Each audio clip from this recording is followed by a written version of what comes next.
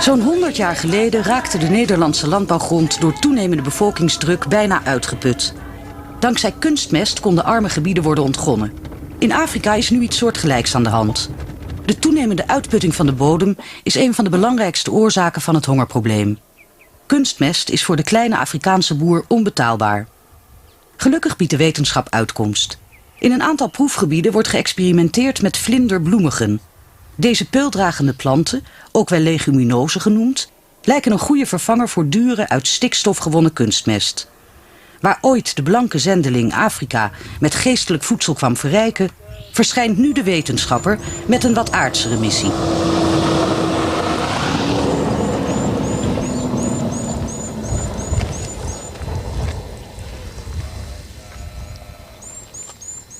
Worms will come and eat thee up. Eat thee up. And worms will come and eat thee up, eat thee up. On ilkly more by tat. On ilkly more by tat.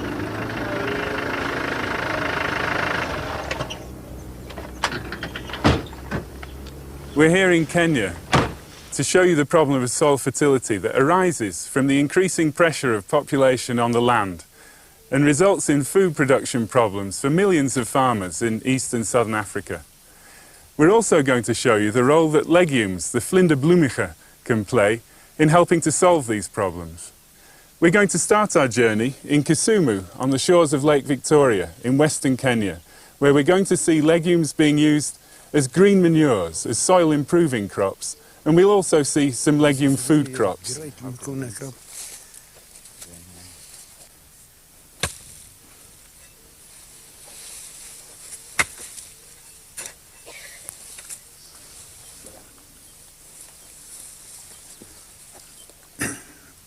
Okay, these are beautiful.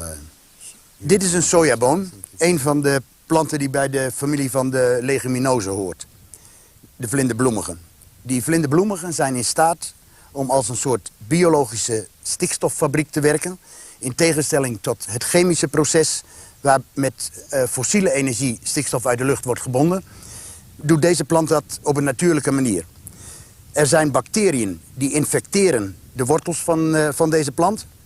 Als een reactie daarop vormt de plant wortelknolletjes, waar de bacterie dan ingekapseld wordt. En het proces is dat de bacterie krijgt suikers van de plant. En met de energie van die suikers is hij dan in staat om stikstof uit de lucht te binden. En dat wordt vervolgens via de plant, de wortels, weer teruggestuurd naar de bovengrondse delen van de plant.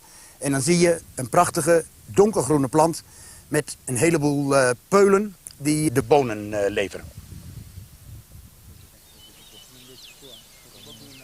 Here we're testing varieties of two important legume crops to look at the whole range of variation that we have within those different types. We've got different varieties here that vary from those which are just good for seed to those which are really good for fodder, and to some types here which are really good for both. They've got a lot of biomass and they've got a lot of good pods coming as well. These were brought here in response to the farmers' requests, because the farmers said green manures are good for the soil fertility, but we also want something that we can eat, something we can sell.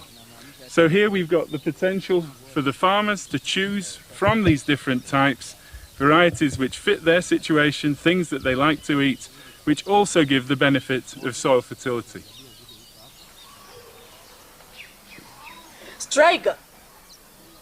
Striker! Striker! Striker!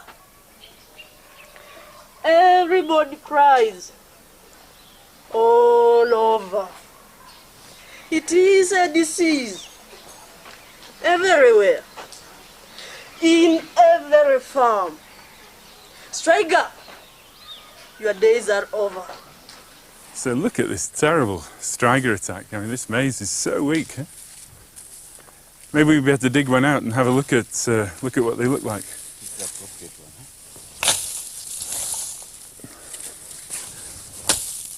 So when the soil's really exhausted, and the plants can hardly grow properly anymore. This pretty flower, it's a weed called striga, comes in and finishes the plant off. It's a parasite. Its roots actually bind onto the maize roots and suck the sugars out of the maize, and they reduce what little yield there would have been to virtually nothing. So this is something which is found in many, many fields here in this area because of the very poor soil fertility, and it's something that the legume crops can really help to overcome. Now striga is gone. See our maize and beans produce. See our health.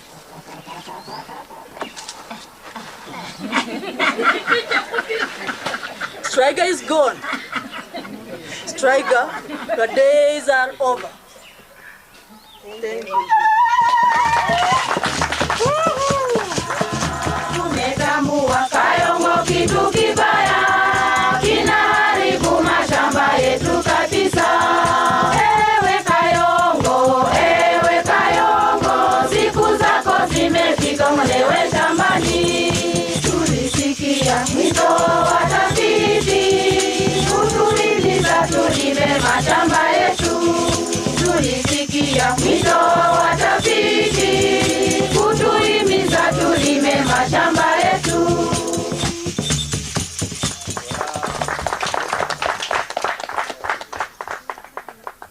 What we see here in this field is what farmers get if they don't add any fertilizer or any organic manure back to the soil and carry on growing crops year after year.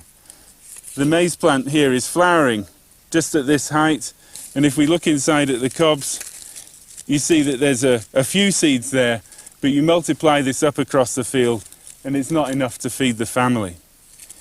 The difference of what legume crops can do in these fields we see here next to us, where we've got a crop of soybean growing in just the same soil, and you can see how luxuriant and green this is, this prolific growth which is all based on fixed nitrogen. And then behind, if you look at the maize there, that's what the maize looks like if it's grown after the soybean.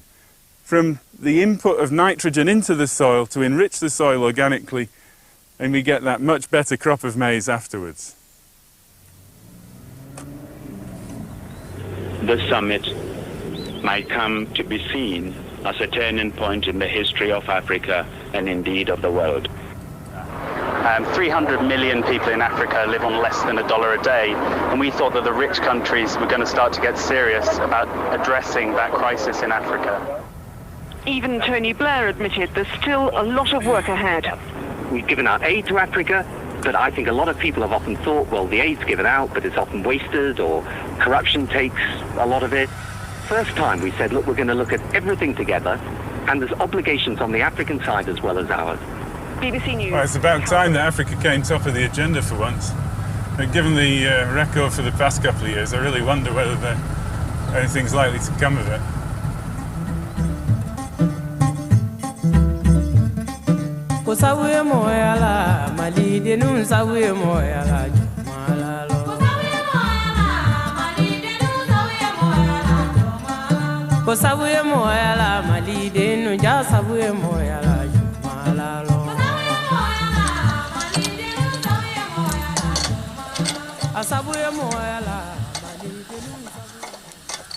So we're on our way at the moment to Embu, where we're going to see Purity, who has a farm, an integrated crop livestock farm where she has cows integrated with crops. Yeah. And where it's really a bit of an example, a model farm, you could say, of an example where legumes are used in all sorts of different ways, together with the animals, where they produce manure and they go back to the crops in really what's a closed nutrient cycle. It's a real perfect example. I'm looking forward to seeing it.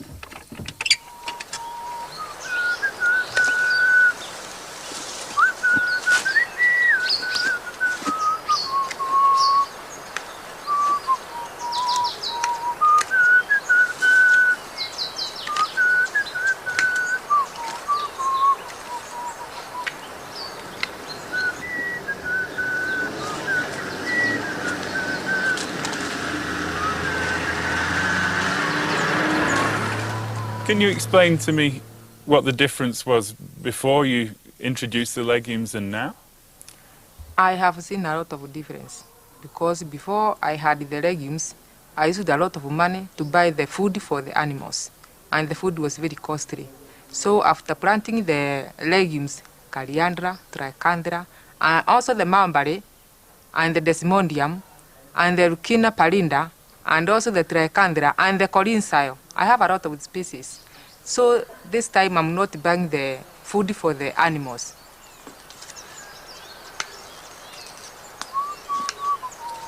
Purity has a whole range of different legumes here. She's got coriander and Lucina, both introduced from Central America. She's got this forage creeping legume, desmodium as well. What Purity does is she cuts a small amount of these legumes as fodder for the cattle, and she feeds that with a large amount of grass.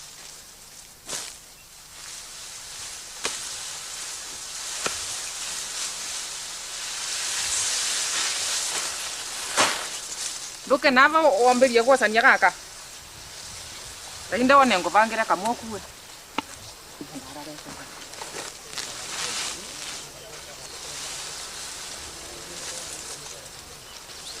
The grass provides the energy for the animal, the legumes provide the additional protein, and that protein is what goes to give the milking cows extra quality milk.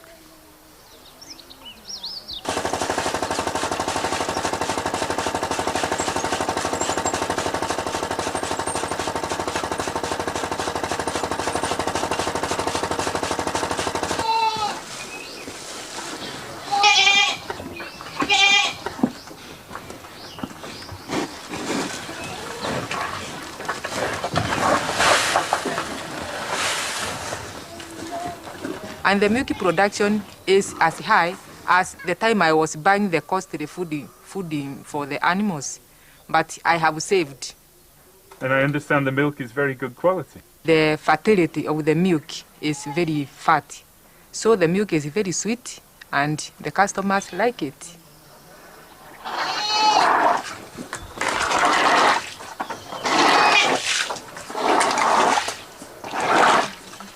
The animals then produce a lot of manure. Apart from producing good milk, the manure's collected, and that manure then is brought back to the field to fertilize the grass, and also to fertilize the other food crops.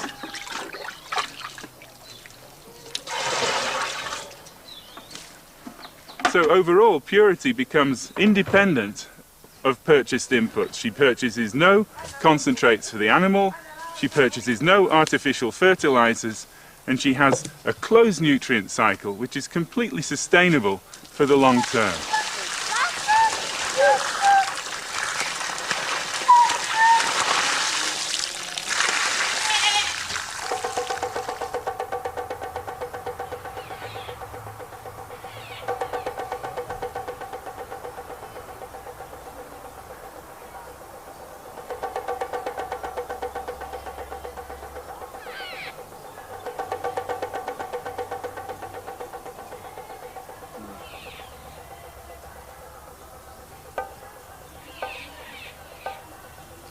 What's really incredible, if you think about it, is that less than 5% of the land area currently under smallholder agriculture in Africa is actually grown to legumes. And if we can turn that around by finding new opportunities for farmers, then the impacts that can have on poverty, on health of children, and on the livelihoods of the farmers could be really dramatic.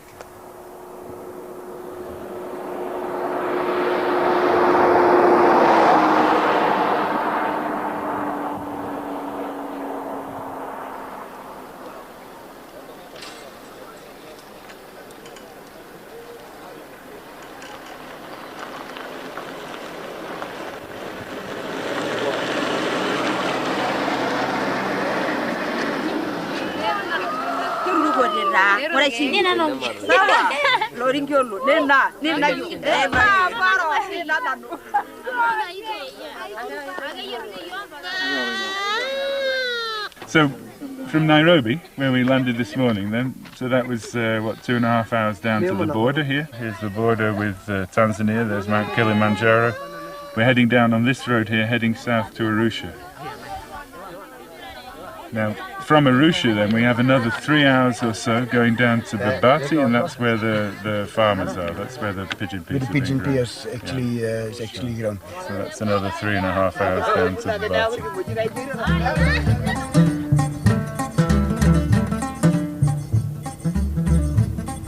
Amanato kono yaro sangare umanato kono yaro mogosi kanu nyininga tola to guro ja sabu e moya ja sabu e ngara yala ja sabu e moya amanato folero siri be fila amanato folero mogosi kanu jorode. This is really fantastic crop, eh? The maize looks good as well. Yeah.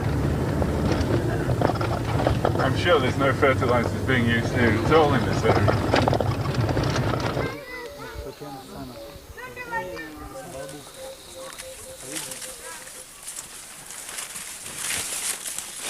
So here we are then in this mixed crop of maize and pigeon pea. As you can see, the two crops they're sown together at the same time in the field. The maize grows through very quickly and the pigeon pea much more slowly afterwards. And it's the time that maize is just ready for harvest now. And you can see, if we just look for a cob here, we've got then good maize cobs, which are, just try and tear this back. There you can see all of the seed set, a really good maize harvest, at the same time that the pigeon peas only really just starting to grow. So from now on, this pigeon pea will grow out, it'll produce a huge canopy to cover the whole area. As we know then, the pigeon pea is going to produce seed that we can eat or sell as cash that the farmers are selling. The leaves can be used as fodder. And the really important thing when we consider the sustainability of the system is that these then fall to the ground. And although it doesn't look like much at the moment, we end up with a very large cover of these leaves over the soil surface at the end of the season. These leaves then fall into the soil, they rot down, they release the nutrients, the nitrogen, the phosphorus, the other nutrients, and that provides the source for a fertilizer for the maize for the next season.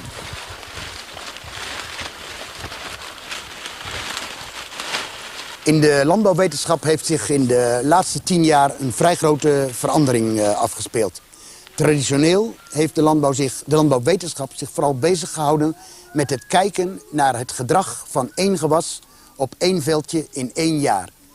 Daar kun je een heleboel van leren, maar in de praktijk heeft de boer natuurlijk te maken met een geïntegreerd systeem waarbij hij moet kijken niet alleen wat gebeurt er met het ene gewas op het ene plekje dit jaar, maar hoe zit dat in mijn hele bedrijfssysteem? Wat betekent wat ik dit jaar doe voor wat de mogelijkheden zijn voor volgend jaar?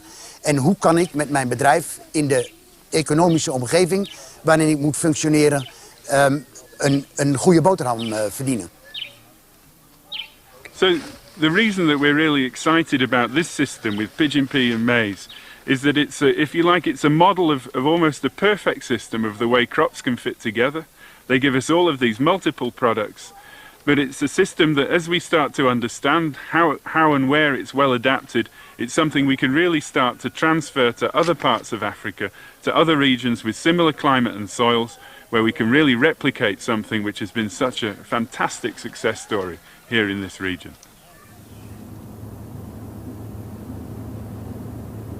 Now where we were there in Babati with those pigeon peas everywhere. And it's great to see how much it's improving the livelihoods of the people. I mean, the children look so healthy. It's great to see. Children look good, the women look good, the crops look good, the houses look good. You see that there is investment.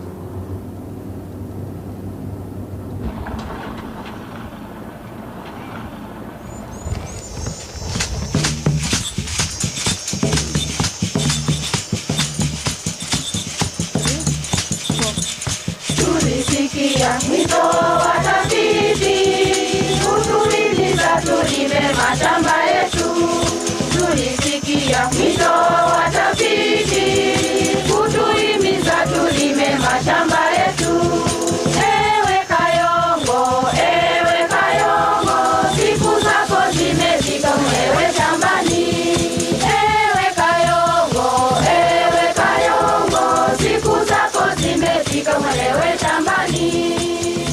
we've now come to the Kenya Millers Limited. That's a processing company where the different types of legumes, the pigeon pea, the French beans, the kidney beans, the sugar beans, the cowpea, where they're bought here from the traders who've brought them from the farmers, and here they're processed, and that's what's then packaged in this factory. It's then exported, some of it to India, some of it to the United States, countries in Europe, to the Netherlands.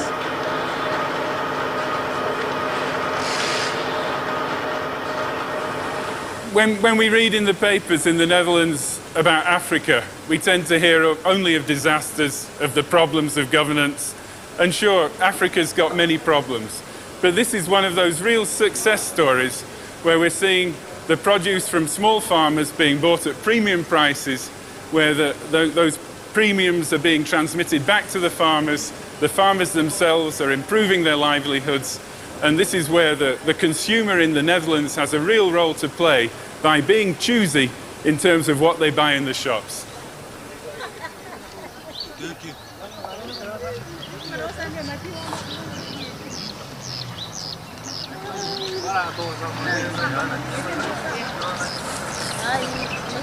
What we've seen are really beautiful models of how farmers can work their way out of poverty if they're given some opportunities to produce some products that they can sell into the market.